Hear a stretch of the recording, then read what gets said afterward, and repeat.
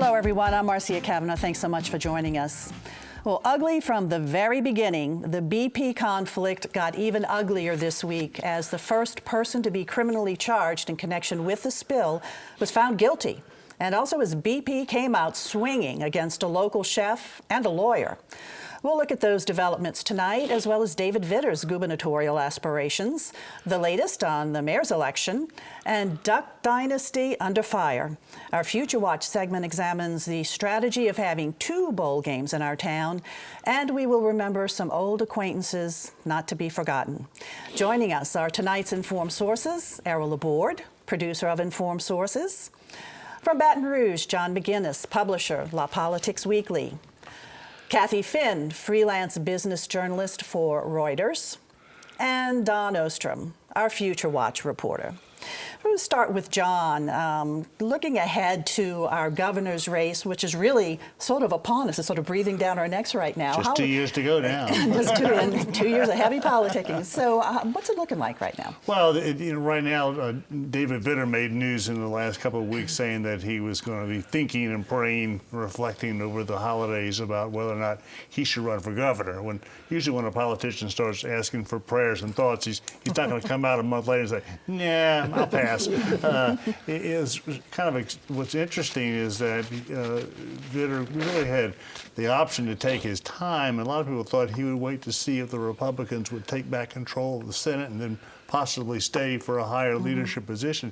Well, this is really an act of his turning his back on this, if he does indeed decide to run for governor, turning his back on Washington, which is going to be a more and more popular thing to do in politics. And it may just mean this is, like I wrote, if you know you're not going to be president of the United States, being the governor of Louisiana is the next best thing as far as just the psychic thrill of having that kind of power of you can, have the National Guard at your disposal, and you're the man when a hurricane hits, you're protecting the state, and it's a great, powerful position. And I think Vitter, we're 50 years old now, might be looking like this could be a good way to end his career, 8 years as governor. Well, a poll did come out in the last week that Jay Darden, Lieutenant Governor Jay Darden, another Republican who is pretty much already said he's running for governor, he released a poll. It was the first one in which Mitch Landrieu was included. And even though Mayor Landrieu has said he's not running for governor, I think he's saying that a lot now because he wants people to focus on him running for mayor.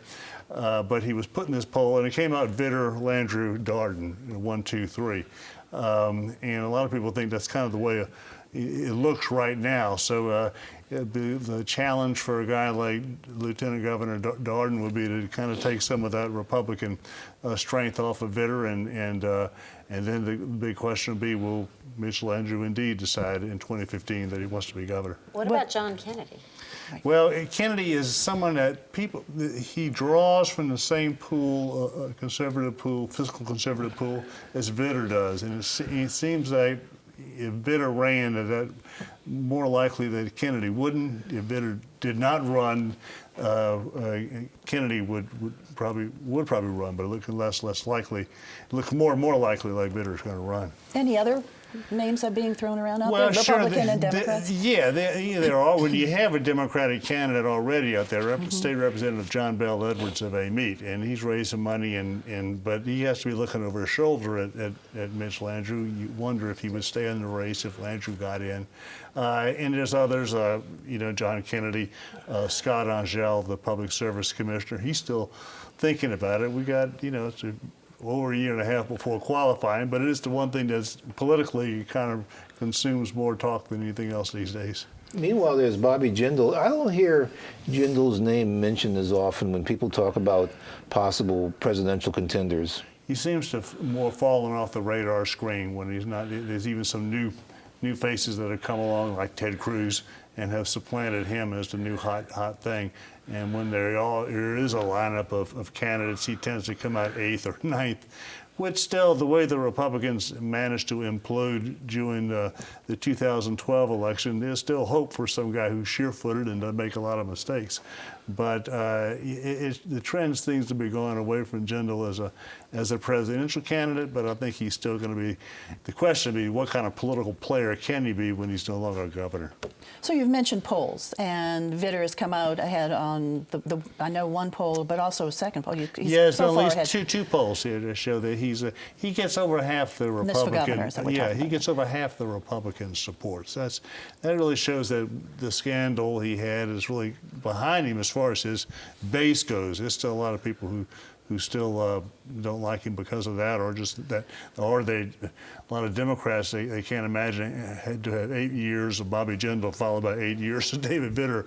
That would really be a change for Louisiana. But 2 years out, you said, we're 2 years from the governor's race. lot of So, things I that mean, there are a happen. lot of things can happen. Yeah. What's the time frame when things really start to get serious and those polls get to be taken really seriously? Once we have to get through the big state election of next year, not just the mayor's election, but then the Senate election, and after the Senate election, it's going to be full-blown governor's race for all of 2015. But the fact is, there's probably 4 or 5 people in the state that you can pinpoint now and say one of those people is going to be the governor. I mean, every so often you get a Mike Foster sort of candidate, but as a rule, it probably is. That's and right. So, You can't discount that someone with $5 or $6 million who wants to plunk down and jump into the race could become a factor. Look where Vance McAllister came out of nowhere in Northeast Louisiana. Then maybe one day Vance McAllister is running for governor, but I don't think it'll be 2015. All right, John, well, thanks. Let's move on over to what's going on with BP. There was a conviction this week on criminal charges against an engineer. Kathy, why don't you tell us about that? And there's a little bit more, too. BP is letting it be known that it's really not happy with some of these settlements that it had agreed to. Yeah, well, it's been letting us know that pretty much all of this year, in fact. But this conviction this week came from a guy named Kurt Mix. He was a former BP engineer who, by all accounts, is a brilliant engineer who was part of the team, the well control team, who was brought in to control the flow of oil and to try to stop it and to do the top kill method that they talked about. So he was involved from the very beginning in the response to the oil spill, and he was accused of he was the first individual criminally charged in relation to this whole case, and he was accused of deleting text messages, which sounds really small and insignificant.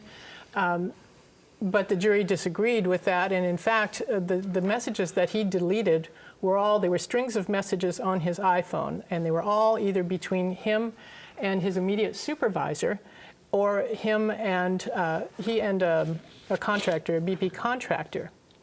And much of the content of it was about the oil spill and about how much oil was flowing, which was a very key point in the resolution of this whole matter. Now, the contention by the prosecutors was that this was information that they should have seen, they should have been able to access, because it had the potential to prove BP was lying about how much oil was spilled. This case was not about proving that BP lied. BP has already admitted that it lied. About a year ago, they pleaded guilty to felony manslaughter cases in the case of the 11 people who died. But in addition to that, to obstructing Congress by lying about how much oil had actually leaked when they knew how much was coming out, or approximately. They knew it was much more than what they were telling the public. So that question was off the table, but the question of obstruction by this individual was still on. He was charged with 2 counts. The jury nearly deadlocked in this case, and the judge sent them back and said, we need you to come to a decision because a lot has been invested in this case. And when they came back, they appeared to split the difference. They convicted him on one charge and acquitted him on the other. But it's a stiff penalty. He could face up to 20 years in prison and $250,000 in fines. The judge will, of course, have options as to what they do, but sentencing isn't until March. The other things that you mentioned, I think, were probably BP's attempts, in part, were BP's attempts to divert attention away from what they thought could be a guilty verdict coming out this week. And it doesn't do them any good. It certainly brings back their own guilty plea, brings that back to the forefront right now. They came out swinging against a famous chef who we later realized, it was clearly identified outside of that as Errol took out a full-page ad in the New York Times complaining that he had filed a claim for damages as a result of the spill for $8 million. But they're not just complaining about Errol's claim. They are also challenging other settlements or other claims. And actually, the Court of Appeals, Fifth Circuit Court of Appeals, has put a hold on payments. Is that correct? On some categories. The district judge finally just called a halt to some categories of payments until they can kind of redo the settlement in some respect. But no one has ever really said that the settlement was not being followed by I shouldn't say that. They have said that, but the judge has never agreed that it was not being followed. But they have decided the settlement should be rejiggered a bit so that it's got a little more subjectivity and they can look at, does this make sense? Are these mostly for business claims, more so than personal claims? Or personal claims involved at all? Yeah, these are predominantly business claims, the business and economic loss claims. Another thing they did this week was file a suit against a Texas lawyer who had initially indicated he was going to represent 4,000 claimants in the business and economic loss settlement. And BP was upset because they paid into this settlement to the tune of like $2.3 billion, in part based on expecting these 4,000 claims from this one lawyer. As it turned out, he only filed about 650 claims, they say. But importantly, the seafood compensation program that he was filing under only approved so far 8 claims, 8 of 650 claims, and they have 17 more pending. So the program actually rejected most of the claims that BP is complaining about. So was it diversion because they knew that there might be a guilty verdict coming out this week and they just wanted more, more fodder for their own story? It's hard to say. So the impact of the oil spill just continues, both out there in the environment and in the courts, too, because much is unresolved. Right. I think early next year we'll start to see some resolution. The penalty phase of this never-ending trial is coming up in January or February. We'll be looking for that, Kathy. On to Errol right now, and the mayor's race. Incumbent mayor has started running his ads already. He has, and a major factor. I mean, John's talking about the governor's race being a long time away, 2 years away. The mayor's election is really soon, and the problem is there's a lot of diversions between now and then. The primary is February 1st. We're now in the middle of the Christmas holidays, so you got to assume that for the next 2 weeks, a lot of people's attention is going to be diverted away from politics. After that, if we're lucky, there'll be some playoff euphoria with the Saints, as there was 4 years ago, which of course everybody was talking about. So it's going to be really hard to get people's attention in this election. Maybe it's going to be about a 2 or 3 week period as you get closer to February 1st. So that's an advantage for Mitch Landrieu because he has the money and he has the visibility. The intriguing rumor out there is that his main challenger, Michael Bagneris, has been the beneficiary of money from Republicans who want to do anything they can to disrail the Landrieux. And some people see this as part of an intricate scenario that has to do with Mary Landrieu running for the Senate. There's been some precedent for that. 8 years ago, there was that so-called uptown Republican vote that voted against Landrieu. That actually put Ray Nagin, that gave us 4 more years of Ray Nagin. And so that's been there before. And so to the extent that that's true, that can be a factor, and it could be some that could be some wind behind Bagneris in terms of putting together his campaign. And these are out-of-state contributions too, supposedly, that are coming in. You say Republicans. I'm not quite sure where all they're coming from. It's just that there is Republican money that's coming in. So. Well, what do you think? What's your? Have you seen the ad that the mayor is? No, I haven't. Have you seen it yet? No. Okay, has anybody seen it? It's a I've it's a strong, well-produced ad. I was just wondering if anybody knew who put that together. There's a strong gospel music behind it, and sort of a John Blanchard technique, from Mid-City Rock and Roll, holding up the signs in different scenes so that the mayor is running right now. All right, Errol, thanks a lot. And Errol also mentioned about a lot of distractions between now and the primary, which is really going to come up on us before we know it, February 1st. One of those distractions certainly is football. The Saints is always a distraction. But we've got 2 bowl games here And we've had 2 bowl games here. This will be the 13th year for the New Orleans Bowl, a bowl that was birthed really to bring tourists to New Orleans at an otherwise slow time of year, and it is really starting to pay off. That first year in 2001, it was Colorado State versus North Texas. It did bring in 27,000 plus people to the Superdome. This year, however, they're looking at record numbers in attendance between ULL. It's the 3rd year in a row. University of Louisiana at Lafayette is coming to New Orleans for the New Orleans Bowl versus Tulane. Tulane's first bowl game in 11 years. They're looking at more than 50,000 people in the Superdome for that game. I can tell you from personal experience, I was out in the French Quarter last night. There are Ragin' Cajun fans here already wearing their red all over town. They're not just driving in for the game and staying for the game, but they're coming in a couple days on either side, Yeah, perhaps. they're dedicated fans. Dedicated fans, and that bowl game alone, it has about a $15 million, according to experts, economic impact on the city at a time where New Orleans used to have trouble getting people to come visit. Now, good luck getting a hotel room over the next couple of weeks if you're looking for one. Part of the New Orleans Bowl tonight, in Champion Square, they have the Charlie Daniels Band and Travis Tritt performing together. So kind of activities that go along with those bowl games. It's no longer really a baby bowl. It is, in its own right, a real bowl game with 50,000 fans at it. Larger still, obviously, the 80th Sugar Bowl, All-State Sugar Bowl, pitting Alabama against Oklahoma, 2 teams that travel extremely well to watch their fans play. 2 teams that have never played each other in the Sugar Bowl, incidentally. Alabama has played in the Sugar Bowl more than any other team, and Oklahoma is the non-SEC team that has played more times than any other team in the Sugar Bowl, but they have never played against each other. The city's expecting more than 100,000 people to come in for that game. 75,000 of them will be at a sellout in the Dome, but others will be around town everywhere. Both teams are colored crimson. So city tourism leaders are saying we're going to paint the city crimson for both fans, or both sets of fans. It's about $150 million economic impact on the city with all sorts of things going on.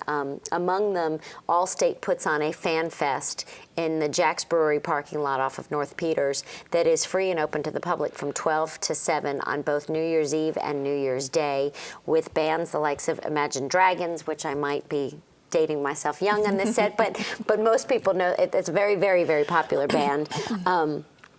It's just, the city says, you know, we were voted this year as the #1 sports destination city for going to sporting events, and it's bowl games like these that continue to spread that reputation.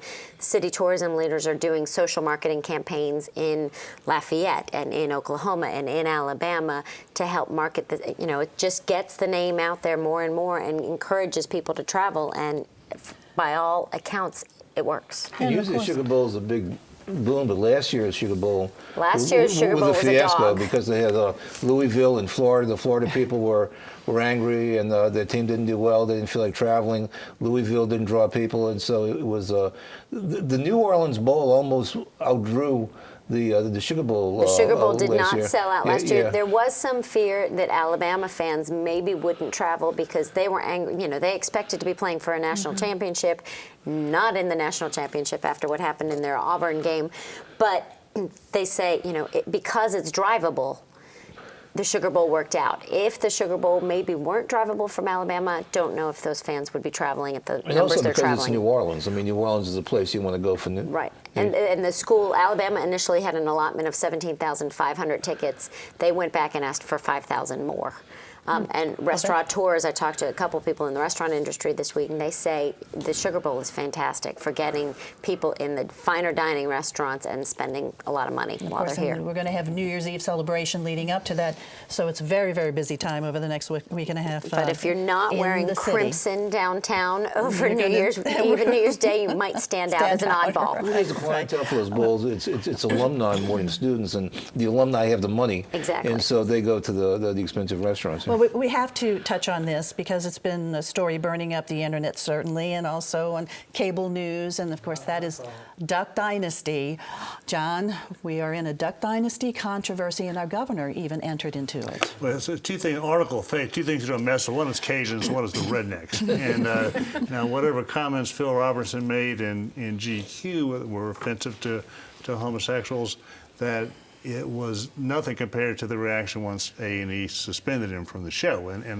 And the politicians, particularly Republican politicians, all weighed in defending Phil Robertson, even though some would, they're walking a fine line, because at the same time they were saying that, some of what he's saying I wouldn't agree with, but that I agree with his right to say it. Well, of course he had a right to say it. He can say it, he can shout it from the rooftops, but A&E has a right to not associate with him if they find what he's saying is offensive to a large part of their audience. So I wonder if Phil Robertson had come out and called America the Great Satan if you'd have had the same kind of response of people coming to his defense. This is what he was, but that he is so popular. Of course, he's the most popular TV star from Louisiana, especially now that the governor's wife is off the air.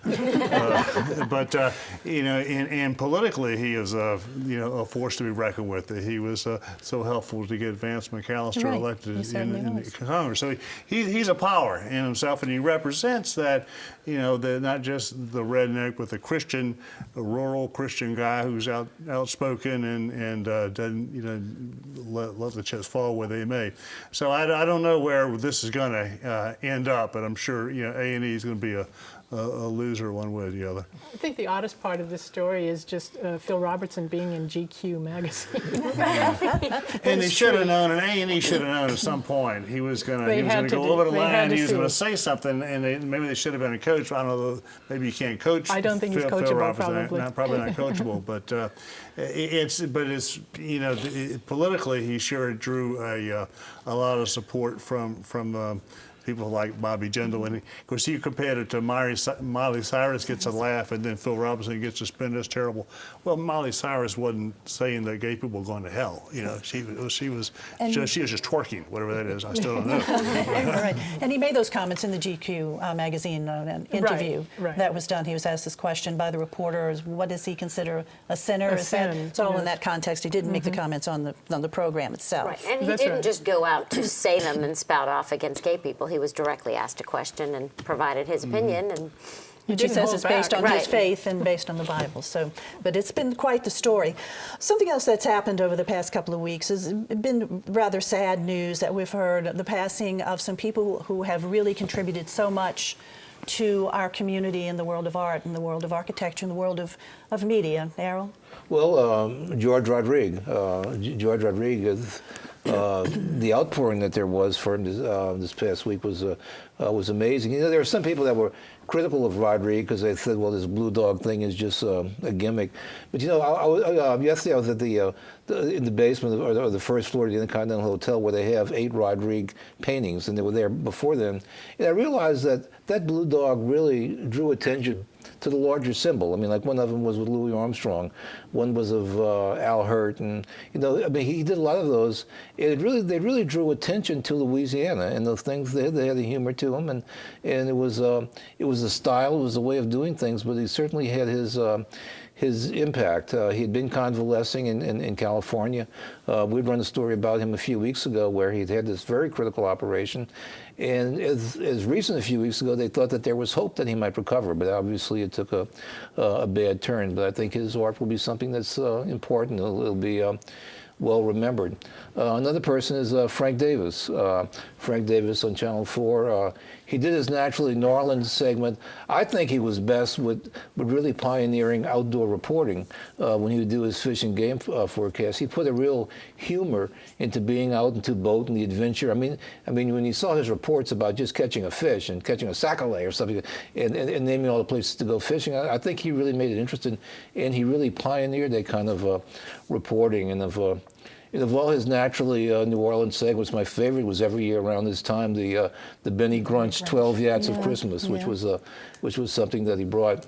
And the other is Alan Askew, who's a very important architect, a lot of the work on the World's Fair, and of course architects, the good ones, leave their imprint all over town. And so I had a very active agency. He was a very important part of the design scene in New Orleans. Yes, and he was really involved in the renovations that are going to be happening to the New Orleans Arena, and also with the Reinventing the Crescent. Yeah, and just continuing the use of our riverfront. So he was a very important architect in certainly the latter part of the 20th century, the beginning of the 21st century. And then he was a real activist too. At the same Yes. time, he's a very big part of the recovery after Katrina, and you just always saw him at the forefront of whatever was going on. It wasn't just that he was an architect; he was an activist. So we certainly, offer our condolences to the families of these individuals and offer our thanks for everything that they did give to our community. And I think of Frank Davis. I mean, Frank Davis was just such a naturally New Orleans guy. I mean, he was a New Orleans original, and New Orleanians have tended to like those type of original media characters because we certainly have had our share of them, and Frank was definitely But he knew how to one. deliver the story. There's a lot of naturally New Orleans people, but to be able to tell the story as effectively that he did, and of course having the resources of WWL helped too, but I think he had a big impact. But again, I think the other side of him, the wildlife and fisheries guy, that kind of reporting was really, I think he was really a breakthrough on that. Well, let's take a look ahead then. What's going to be happening in these next there's days? a lot of people in the city, myself included, who say that they were born at Baptist Hospital, and that's fallen off over the past few years, but it's coming back. On December 3rd, Baptist, now run by Ostrom, had its first birth, and now they're finalizing that center, which is the Women's Center, which is going to be over 3 floors, and they're going to have a holistic birth center in there too. So that's a real innovation, and so you're going to see a lot of maternity action back at Baptist Hospital again. That's great. John?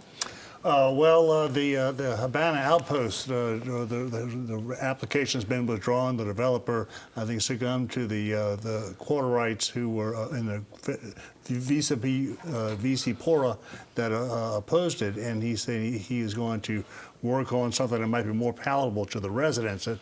Where he's planning to have this Cuban restaurant, the corner of Rampart and Esplanade, was really at the real residential quadrant of the quarter, and could have had an effect on that. So once again, it's local residents, just like with cold storage a few years ago, have kind of risen up and have caused the developer to change their plans. Neighborhood input.